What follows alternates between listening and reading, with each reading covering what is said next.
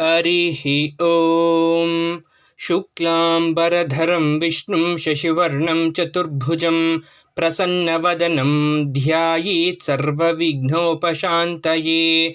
गुरुर्ब्रह्मा गुरुर्विष्णुः गुरुर्देवो महेश्वरः गुरुर्साक्षात् परं ब्रह्म तस्मै श्रीगुरवे नमः। सरस्वती नमस्तुभ्यं वरदे कामरूपिणी विद्यारम्भं करिष्यामि सिद्धिर्भवतु मे सदा। नारायण परो ज्योतिरात्मा नारायणः परः नारायण परब्रह्म तत्त्वं नारायणः परः नारायण परो ध्याता ध्यानं नारायणः परः।